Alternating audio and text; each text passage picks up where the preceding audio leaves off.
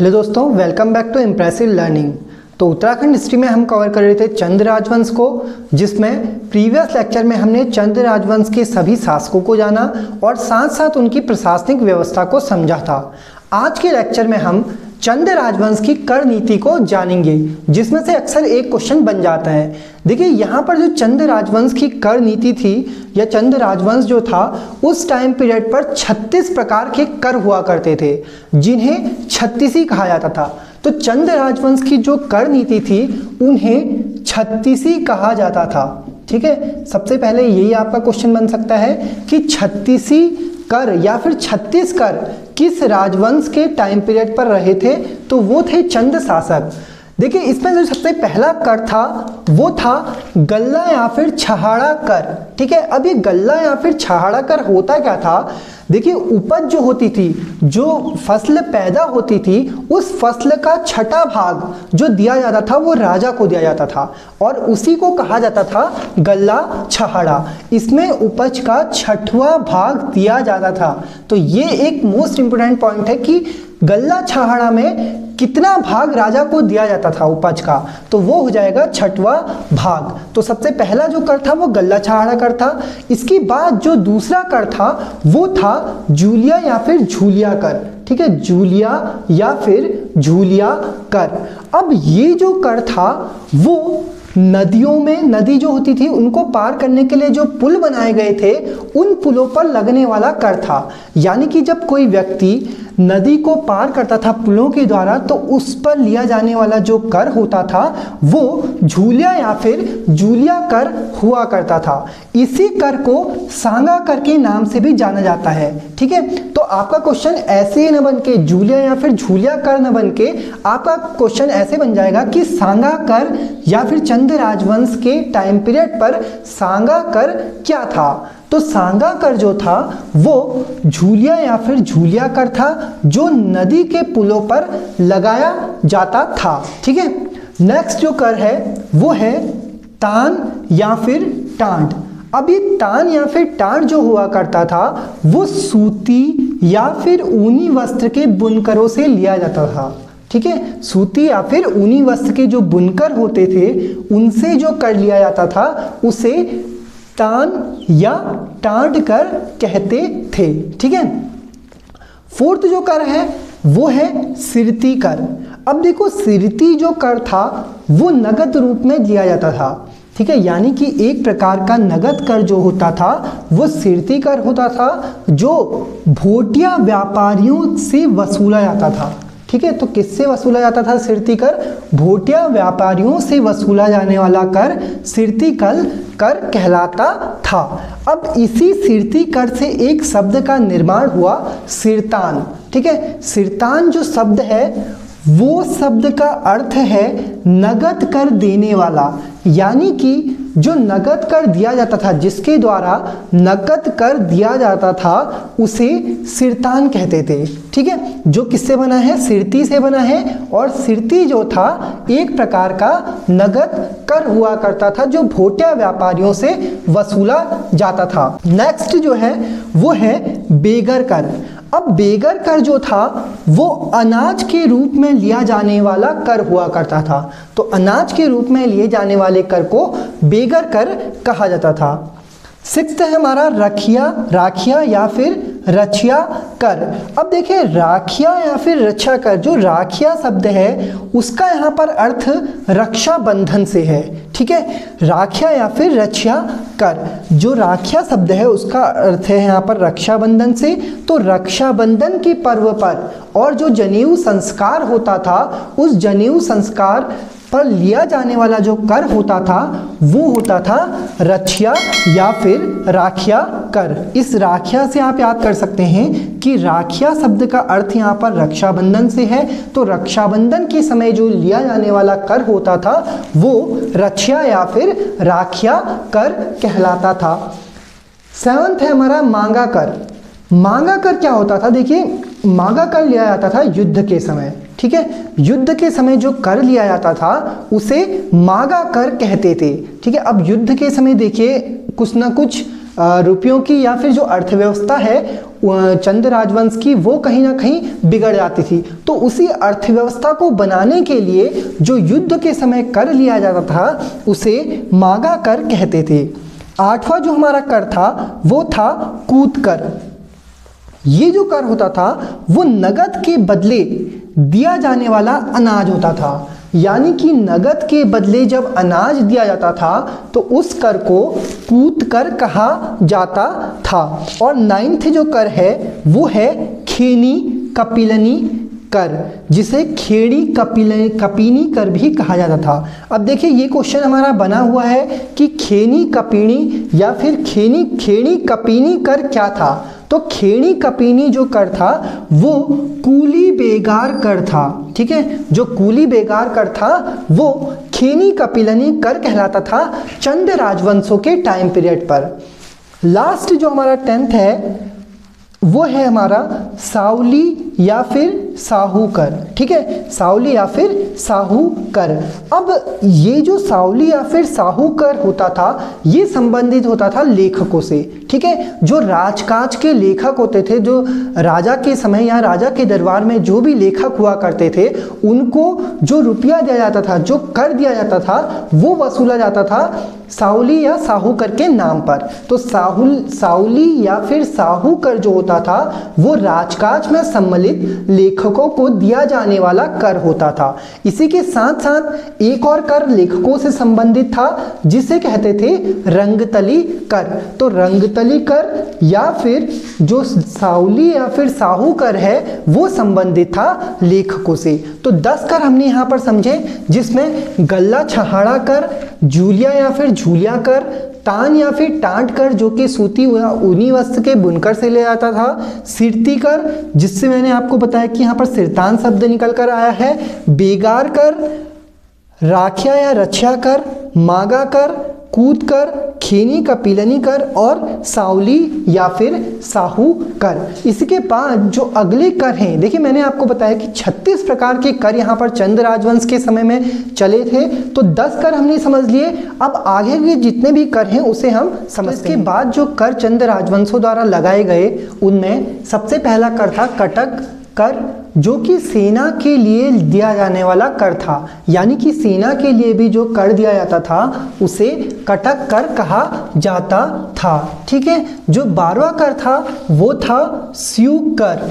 अब ये स्यूक कर क्या था इसको समझ लेते हैं। देखिए स्यूक कर क्या था, राज सेवकों के लिए लिया जाने वाला जो कर होता था वो स्यूक कर कहलाता था। अब देखिए राजा होते थे, राजा के जो सेवा में लगे रहते थे उनके लिए भी जनता के द्वारा एक कर दिया जाता था जिसे स्यूक कर कहा जाता था। 13वां जो कर है वो है सयानचारी कर। सयानचारी, देखिए यहाँ पर आपको इसके अर्थ पता चल रहा होगा, सयान और चारी। तो सयान यानी सयानों को दिया जाने वाला कर। अब चंद राजवंश में राजाओं ने सयानों को भी एक कर देना शुरू किया, यानी कि जो बुजुर्ग होते थे उनको भी एक कर दिया जाता था जिसे सयानचारी कर कहा जाता था। तो सयानचारी जो कर था वो सयानों को दिया जाने वाला कर था। देखिए इसको ध्यान में रखिए, सयानों को दिया जाने वाला कर, यानी कि ये कर लोगों से लिया जाता था और जो सयाने होते थे, जो बुजुर्ग होते थे, उनको दिया जाता था। एक तरह से पेंशन के रूप में आप इसे कह सकते हैं कि सयानचारी जो कर था वो सयानों के लिए पेंशन के रूप में दिया जाने वाला कर था। अगला जो कर है वो है गरखा कर। अब गरखा कर था गरखा अधिकारी से संबंधित, ठीक है। गरखा जो कर था वो गरखा अधिकारी से संबंधित था। गरखा अधिकारी कौन होते थे? गरखा अधिकारी जो होते थे वो सौर के अधिकारी होते थे, यानी जो सौर क्षेत्र था उस समय उनके जो अधिकारी हुआ करते थे उनके लिए जो कर चलाया गया उसे गरखा कर कहा जाता था। अब ये जो गरखा कर था ये इसकी जो हमें जानकारी मिलती है वो मिलती है हमें मूनाकोट ताम्रपत्र से। तो मूनाकोट ताम्रपत्र से हमें किस कर की जानकारी मिलती है, अगर आपका यह क्वेश्चन बने तो वो हो जाएगा गरखा कर की। इसके बाद जो कर है वो है सीकदार कर। सीकदार कर क्या था? सीकदार कर परगनों के अधिकारी को दिया जाता था, यानी परगनों के जो अधिकारी हुआ करते थे, जो उनकी उस परगनों की देखरेख में लगे रहते थे अधिकारी, उनको जो कर दिया जाता था वो सीकदार कर कहलाता था। अब ये जो सीकदार कर था ये संपूर्ण गांव के लोगों से लिया जाने वाला कर था। ठीक है, जो गांव के लोग होते थे उन सभी गांवों के लोगों से जो कर लिया जाता था उसे सीकदार कर कहते थे, जो परगनों के अधिकारी को दिया जाता था। इसके बाद जो कर है वो है कनक कर। कनक यानी स्वर्ण। ठीक है, तो कनक कर जो था वो सोका व्यापारियों से लिया जाता था। जो सोका व्यापारी होते थे उनसे लिया जाने वाला जो कर होता था वो कनक कर कहलाता था। अब ये जो कर था ये संबंधित था स्वर्ण से। ये जो कर था ये स्वर्ण से संबंधित था। यानी कि यहाँ पर हमें एक बात समझ में आती है कि जो सोका व्यापारी हुआ करते थे वो कहीं ना कहीं स्वर्ण का व्यापार किया करते थे। ठीक है, ये जो व्यापार क्या करते थे, स्वर्ण का व्यापार किया करते थे, जिस कारण इनसे लिया जाने वाला कर कनक कर कहलाता था। तो कनक कर सोका व्यापारियों से लिया जाता था। डाला कर। डाला कर क्या था? डाला कर गांव के सयानों को अनाज के रूप में दिया जाता था। गांव के जो सयाने थे उन्हें अनाज के रूप में दिया जाने वाला जो कर था वो डाला कर था। ठीक है, यहाँ पर हमने एक और कर पढ़ा था सयानचारी कर, जो कि किसके रूप में दिया जाता था? कर के रूप में या फिर नगद के रूप में दिया जाता था। किसको? सयानों को। उसी प्रकार जो डाला कर हुआ करता था वो गांव के सयानों को अनाज के रूप में दिया जाता था। तो चंद राजवंश के समय में जो सयानी होते थे उनको ध्यान में रखा गया था, उनके लिए सयानचारी कर यानी उनको नगद कुछ उपहार या फिर नगद धनराशि दी जाती थी, और उसी नगद धनराशि के साथ साथ उन्हें अनाज भी दिया जाता था, जिसे हम डाला कर कहते थे। जो इसके बाद जो कर था वो है हिलपानी कर, हिलपानी अधूल। ठीक है, हिलपानी अधूल है इसका पूरा नाम। तो हिलपानी अधूल एक ऐसा कर था जो बरसात के समय में जो सड़कों की मरम्मत की जाती थी वो इस कर के द्वारा की जाती थी। तो हिलपानी अधूल कर जो था वो सड़कों की मरम्मत के लिए लिया जाता था। और ये जो कर संबंधित था या फिर इसकी जो जानकारी हमें मिली है वो सिंगाली ताम्रपत्र से हमें प्राप्त हुई है। 19 जो कर है वो है भाग कर। अब भाग कर कहाँ लगता था? भाग कर घराटों पर लगने वाला कर होता था। तो चंद राजवंश के समय में जो घराटों पर कर लगता था उसे भाग कर कहा जाता था। 20वां जो कर है वो है न्योवाली कर।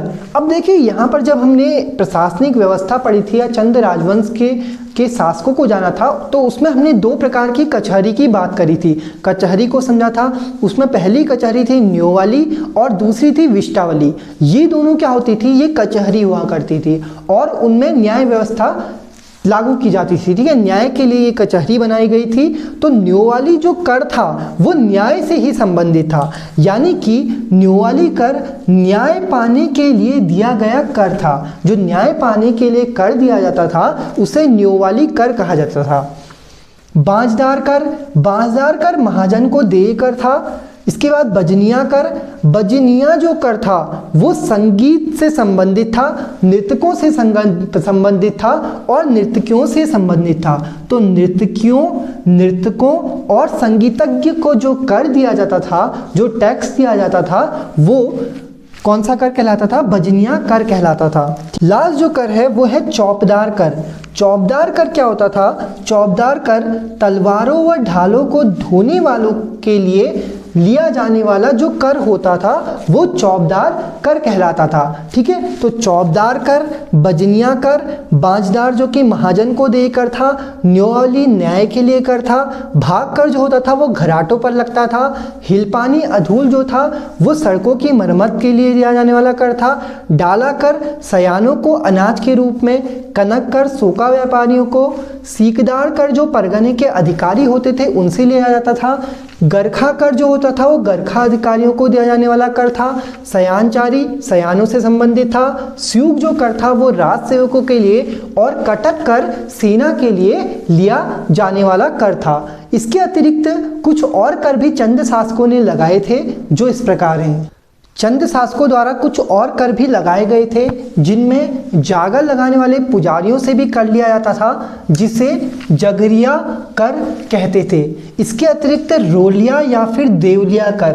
अब रोलिया या फिर देवलिया कर क्या होता था? रोलिया या फिर देवलिया कर देवी और देवताओं के नाम पर लिया जाने वाला कर होता था, यानी देवी और देवताओं के नाम पर जो कर लिया जाता था उसे रोलिया या फिर देवलिया कर कहते थे। इसके अतिरिक्त पहरी या फिर पौरी कर। अब देखिए पहरी या फिर पहरेदार, पहरी से आप समझिए पहरेदार।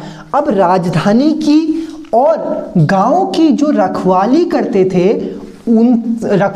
थे उनके लिए जो कर लिया जाता था, ठीक है, राजधानी और गांव की रखवाली करने वालों के लिए जो कर लिया जाता था उसको पहरी या फिर पौरी कर कहा जाता था। ठीक है, तो पहरी या फिर पौरी कर, रोलिया कर और जगरिया कर भी चंद शासकों की कर नीति रही थी। इसके अतिरिक्त राजा के घोड़ों के लिए भी कर लिया जाता था, साथ ही साथ एक मेहर कर होता था, ओड़ कर और नीलिया कर और तपनिया नामक कर हुआ करते थे। तो चंद शासकों ने 36 किस्म के कर लगाए जिसे 36 कहा जाता था, और उन्हीं सब करों को, जो महत्वपूर्ण कर थे उनमें से, उन सभी करों को हमने यहाँ पर समझ लिया। आज की वीडियो में हमने चंद शासकों के बारे में या फिर चंद शासकों की कर नीति के बारे में समझा, और आज की वीडियो के साथ ही जो हमारा चंद शासक था वो यहाँ पर समाप्त हो जाता है। इसके बाद हम अपने पवार राजवंश की ओर आएंगे, यानी कि सर्वप्रथम हमने कुमाऊं के राजवंश को समझा,